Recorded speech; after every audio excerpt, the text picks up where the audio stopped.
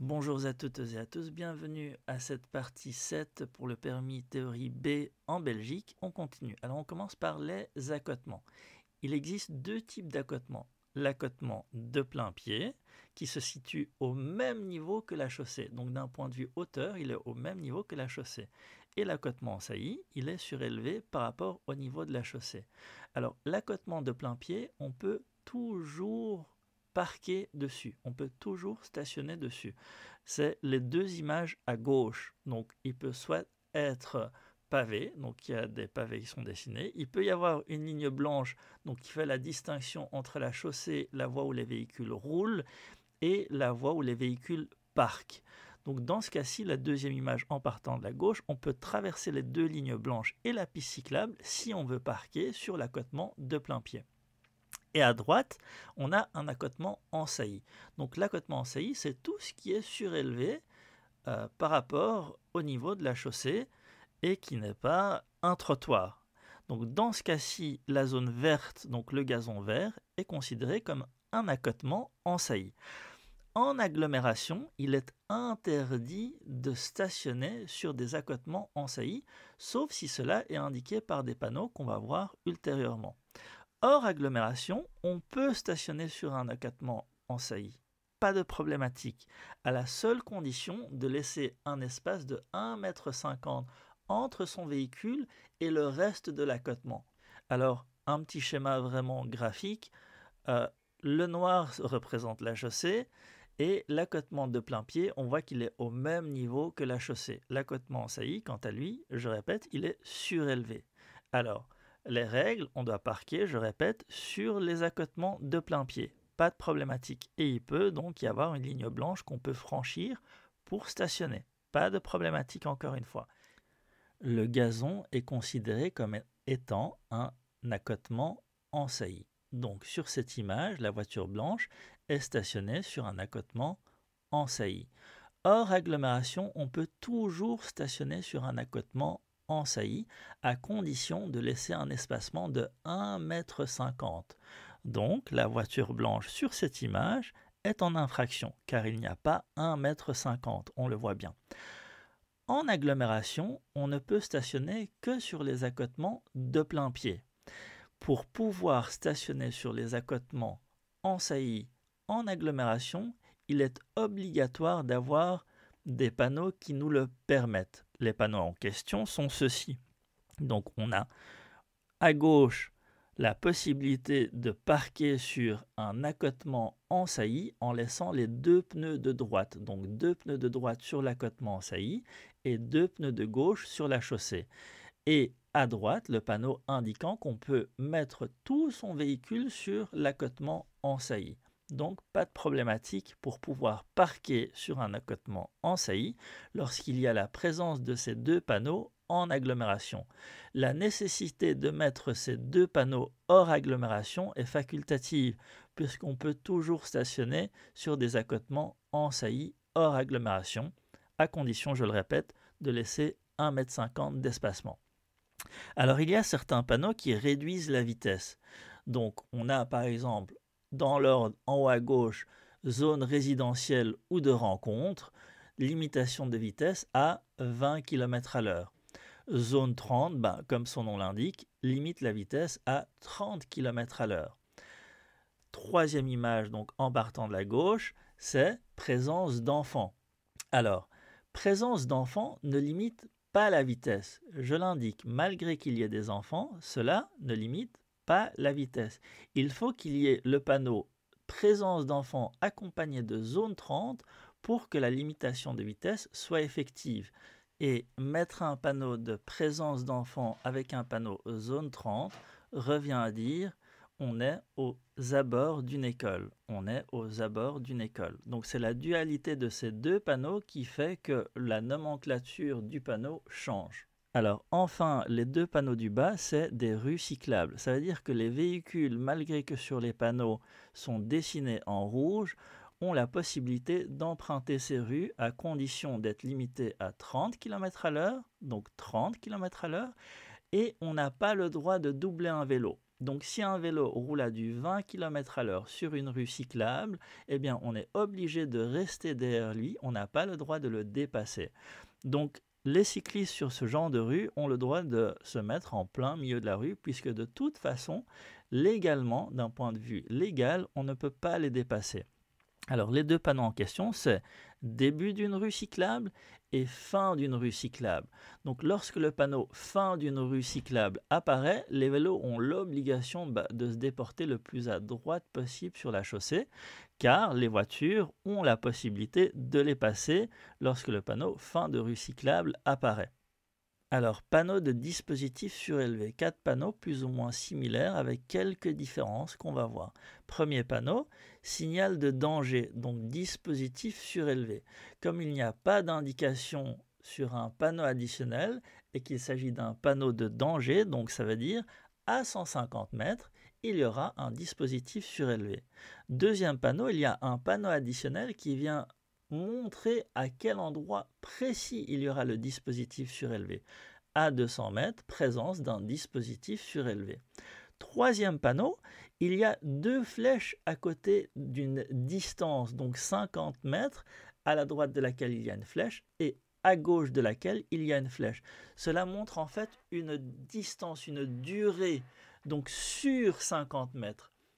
Donc, comme il s'agit d'un panneau triangulaire, tous les panneaux triangulaires, eh bien, automatiquement, c'est 150 mètres plus loin. Voilà ce qu'il va se passer. À 150 mètres, donc 150 mètres plus loin, il y aura des dispositifs surélevés sur une distance de 500 mètres. Donc pendant un demi-kilomètre, on risque de voir plusieurs dispositifs surélevés à la chaîne. Et enfin, quatrième panneau, panneau d'indication. Donc c'est maintenant qu'il y a un dispositif surélevé. Le panneau d'indication montre l'imminence de ce qui est dessiné sur le panneau. Un dispositif surélevé, ça ressemble à ceci. Alors, limitation de vitesse à 30 km à l'heure sur tous les dispositifs surélevés. On ne peut ni s'arrêter ni stationner dessus. Et enfin, on ne peut doubler personne hormis les vélos et ce qui est assimilé au vélo, c'est-à-dire les trottinettes en règle générale. Donc lorsqu'on peut doubler un vélo, en règle générale, ça veut dire qu'on peut doubler aussi une trottinette, car une trottinette est assimilée à un vélo. Question. Je continue tout droit. Lorsque le feu passera au vert, j'aurai la priorité sur tout le monde. Réponse oui, réponse non. Alors, la réponse est oui. Lorsque le feu passe au vert, je continue tout droit et j'ai la priorité sur tout le monde. Maintenant, si le feu est cassé, si le feu est en panne, eh bien, dans ce cas-là, c'est le panneau sous le feu qui prend autorité. Donc, il y a un céder le passage. Donc, je n'aurai pas la priorité si le feu est cassé. Donc, je devrais céder le passage et à droite et à gauche. La BMW a-t-elle le droit de dépasser dans cette situation ? La réponse est évidemment non. Donc il s'agit d'un passage à niveau à plusieurs voies. On voit que les barrières sont en train de descendre et on voit que le feu signal lumineux rouge est alternatif, les 2 feux en haut du triangle. Donc interdiction de dépasser. Interdiction de dépasser. D'ailleurs, la voiture qui est devant la BMW, elle n'a pas le droit d'être là. Elle s'est déjà engagée tardivement. Elle n'aurait pas dû s'engager. Elle est en infraction. Enfin, même si on n'était pas dans un passage à niveau, eh bien on voit qu'on a une voiture en face. Donc on peut dépasser lorsque la circulation va et vient dans l'autre sens, à condition de ne pas gêner les automobilistes qui viennent d'en face, ce qui est le cas. Donc quand bien même il n'y aurait pas de passage à niveau, on n'aurait pas le droit de dépasser. Lorsqu'un passage à niveau est muni d'une barrière ou d'un feu fonctionnel, eh bien on a le droit de dépasser tout type de véhicule, donc que ce soit vélo, moto, voiture, camion, etc. Même donc des chariots attelés, pas de problématique, on peut les doubler. Maintenant, si on a un passage à niveau sans barrière et sans feu, eh bien on a le droit de dépasser personne à l'exception des vélos. Donc on ne peut dépasser que des vélos sur un passage à niveau sans barrière et sans feu, et tout le reste on ne peut pas dépasser. Il s'agit d'une infraction si on opère un dépassement. Les états de la voiture sont au nombre de 5. Il y a 3 états principaux et 2 états euh, qui coulent plus de source, on va dire. Alors, le numéro 2, c'est une voiture qui est en marche, c'est-à-dire une voiture qui est en train de rouler. Le numéro 4, il s'agit d'une voiture en panne. Donc, en panne, c'est lorsqu'elle ne peut plus rouler à cause de problèmes mécaniques, par exemple. Enfin, les 3 états principaux qu'on utilise souvent dans les questions de théorie, c'est l'état 1, 3 et 5. État 1, c'est lorsqu'elle est à l'arrêt. État 2, c'est arrêté. Et état 3, c'est en stationnement. Alors, une voiture est considérée à l'arrêt lorsque le véhicule ne bouge plus et qu'il s'agit mon intention de ne plus faire bouger le véhicule parce que je veux embarquer ou débarquer quelqu'un, ou je veux embarquer ou débarquer des marchandises. Alors, elle est considérée, je répète, à l'arrêt lorsqu'il y a une intention volontaire de ne plus bouger le véhicule pour une raison personnelle, et deux, lorsque j'embarque, je débarque des personnes et ou des marchandises. Sinon, si j'ai pas ces deux conditions qui sont remplies, eh bien le véhicule est considéré en stationnement, même si je reste dans le véhicule. Alors, un véhicule vide fermé à clé est bien sûr considéré en stationnement. Sur cette image, le véhicule est donc considéré à l'arrêt, puisque j'embarque une personne, et j'embarque aussi d'ailleurs une marchandise. Je vais embarquer la valise verte, très certainement. Alors, question. J'immobilise mon véhicule sur une place pour répondre au téléphone qui se met à sonner. Mon véhicule est considéré A à l'arrêt, B en stationnement. Alors, c'est moi qui ai formulé une intention d'immobiliser mon véhicule. J'ai pris la décision de me mettre sur le côté et de ne plus faire bouger le véhicule. Et enfin, comme je n'embarque ni une personne, ni une marchandise, et que je ne débarque ni une personne, ni une marchandise, mon véhicule est alors considéré en stationnement. La différence entre à l'arrêt et arrêté est une différence par rapport à l'intention. Donc un feu rouge, mon véhicule, même s'il est immobilisé, est considéré comme étant arrêté, parce que ce n'est pas moi qui ai décidé de mettre le véhicule en état d'immobilisation. C'est la circulation et le feu de circulation dans ce cas-ci qui fait que je suis obligé d'arrêter mon véhicule. Autre exemple, lorsqu'il y a un bouchon, eh bien moi je veux continuer à rouler, mais la circulation fait que je suis obligé d'immobiliser mon véhicule. Et par immobiliser, j'entends mettre les 4 pneus à l'arrêt. Alors en face d'un garage, je ne peux pas stationner. Je ne peux pas stationner. Il est interdit de stationner. Je peux m'arrêter pour effectuer un embarquement ou un débarquement, mais je ne peux pas stationner. Les seuls véhicules autorisés à stationner en face d'un garage sont les véhicules dont la plaque est écrite spécifiquement sur le garage. Donc dans ce cas-ci, le véhicule avec une plaque 2ABC 123 a l'autorisation de stationner devant ce garage. Pas de problématique. Alors question, puis-je franchir la ligne blanche pour dépasser un véhicule en panne placé au niveau de la croix rouge ? Lorsqu'un véhicule est en panne et qu'il gêne la bonne circulation des véhicules, je peux exceptionnellement franchir la ligne blanche. Ce sera un non-sens de m'arrêter derrière lui et d'attendre. Donc dans ce cas-ci, je fais attention à ne pas gêner les véhicules qui viennent d'en face et je peux le doubler. Pas de problématique. Alors maintenant, on va voir la priorité de droite sous toutes ses formes. Alors les véhicules en l'absence de signalisation, donc de panneaux qui indiquent une priorité quelconque, c'est la priorité de droite qui est d'application. Par conséquent, le véhicule en rouge a priorité et sur le vélo et sur la voiture bleue. Et il peut choisir sa direction, quelle qu'elle soit. Il peut aller tout droit, il peut aller à droite ou il peut aller à gauche. Il garde la priorité, quelle que soit sa direction. Alors ici, le vélo représenté en noir a l'obligation de céder le passage à droite aussi, puisque sa piste cyclable est en fait coupée au niveau du carrefour. Donc dans ce cas-ci, il est obligé de céder le passage.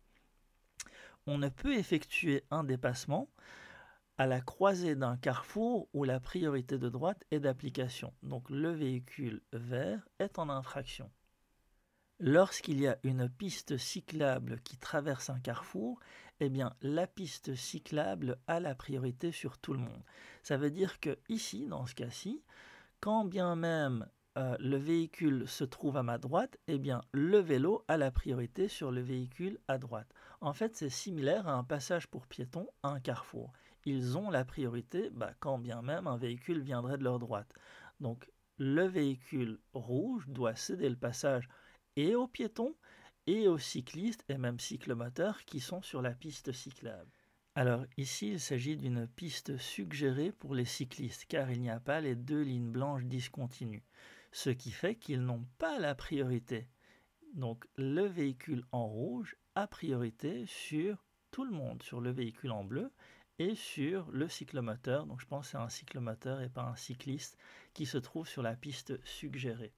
Lorsqu'un véhicule commet une infraction et vient de notre droite, donc dans ce cas-ci, le véhicule rouge est en infraction car il s'agit d'une voie sens unique, eh bien, il n'a pas la priorité, évidemment, car il est en infraction, tout simplement. Il n'a pas la priorité.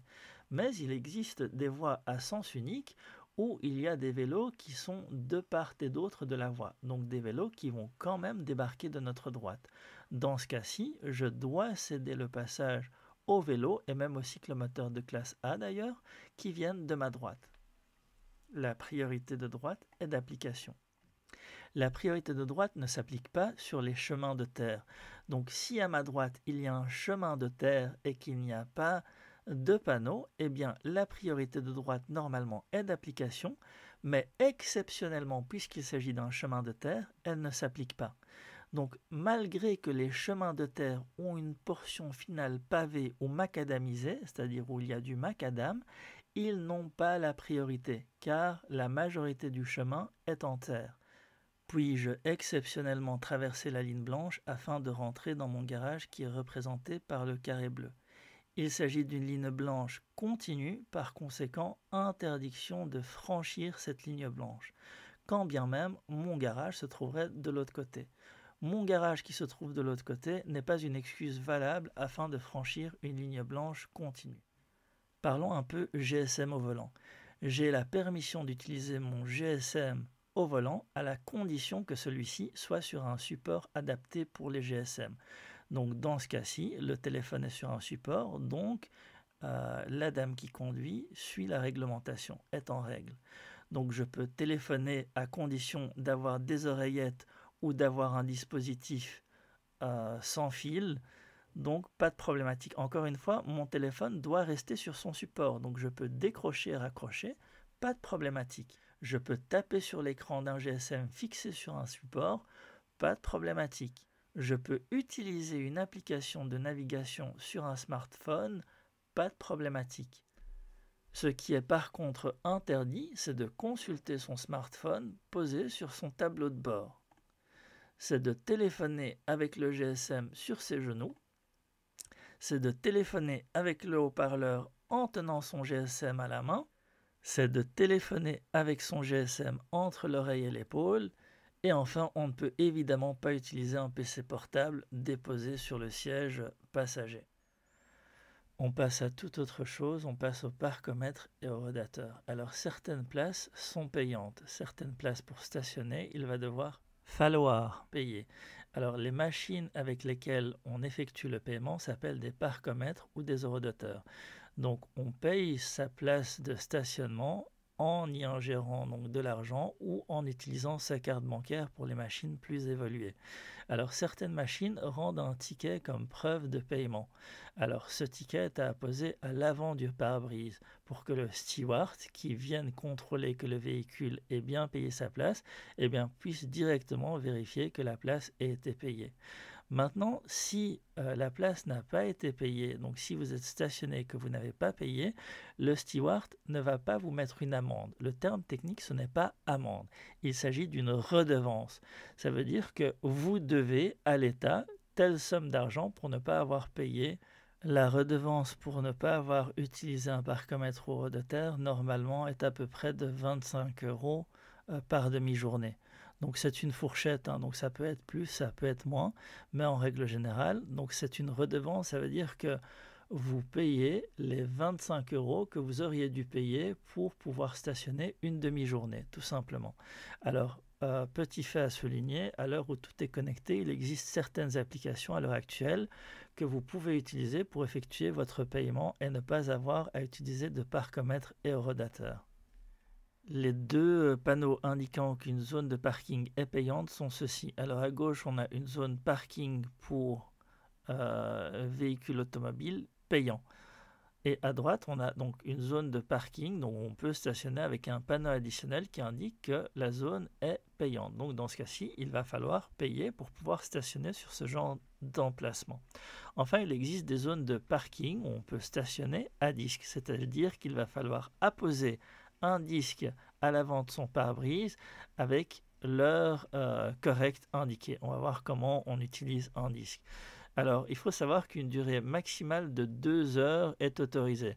C'est-à-dire qu'une fois qu'on parque, on a 2 heures et après ces 2 heures, on est obligé de déplacer son véhicule. Donc, on n'a pas l'autorisation et la permission de mettre son disque pour une durée de 2 heures et ensuite de revenir dans son véhicule et de changer donc l'heure qui est apposée sur son disque afin de rajouter 2 heures supplémentaires. Alors, dans les zones à disque, les jours ouvrables, tous les conducteurs de véhicules doivent utiliser un disque de stationnement. Et il est obligatoire de l'utiliser du lundi au samedi entre 9 h et 18 h, sauf si le panneau mentionne d'autres modalités. Donc, il peut subsister des panneaux additionnels qui viennent fournir des indications supplémentaires sur l'horaire et qui viennent compléter l'information du panneau principal zone à disque. Alors, en dehors de ces horaires, ça devient une place de parking tout à fait banale. C'est-à-dire qu'à partir de 18 h, entre 18 h et 9 h, vous pouvez parquer votre véhicule à ces endroits, pas de problématique, sans y apposer le moindre disque et sans avoir le délai de 2 heures, le délai maximum de 2 heures. Alors, comment utiliser un disque? En fait, le disque fonctionne par tranche de demi-heure. On va donner 3 exemples et ça va être vraiment facile à comprendre. Donc, s'il est 14h02, la tranche demi-heure au-dessus de 14h02 est 14h30. Par conséquent, je mets mon disque à 14h30 et j'ai 2 heures à partir de 14h30 avant de devoir déplacer mon véhicule. Donc, je dois déplacer mon véhicule au maximum à 16h30. S'il est 15h37, la demi-heure supplémentaire est 16h, donc je mets mon disque à 16h et je dois quitter l'emplacement à 18h.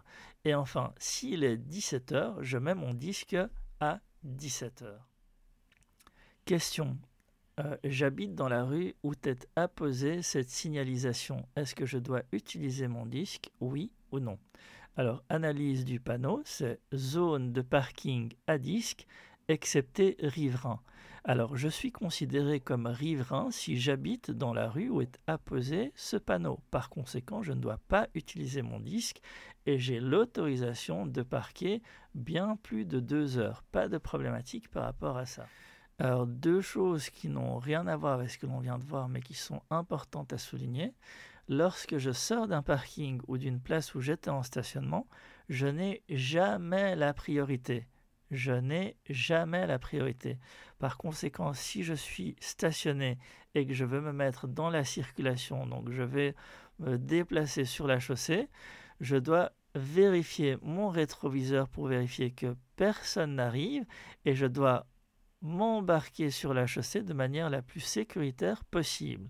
Deuxième point important, lorsque j'effectue une manœuvre, une marche arrière par exemple, une manœuvre de stationnement en marche arrière, eh bien le conducteur peut exceptionnellement retirer sa ceinture pour des raisons de simplification en fait.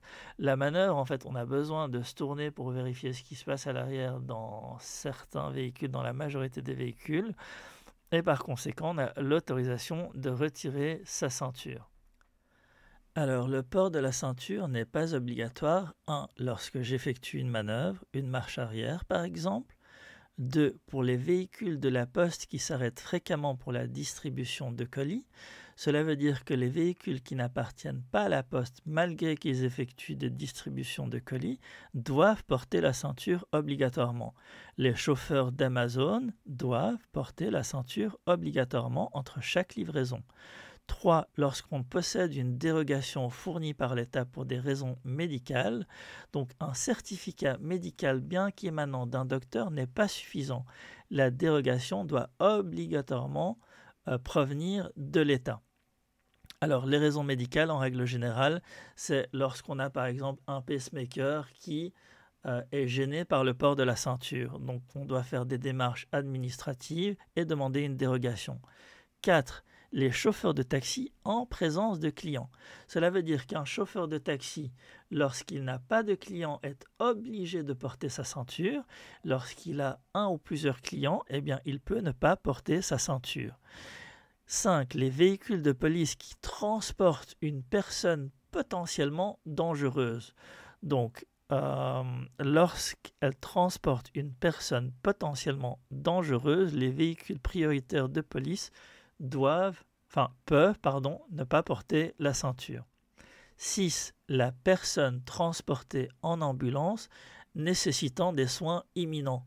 Donc, lorsque l'ambulance transporte une personne qui a besoin de soins et qui est par exemple sur un chariot, eh bien dans ce cas-ci, pas d'obligation de porter la ceinture.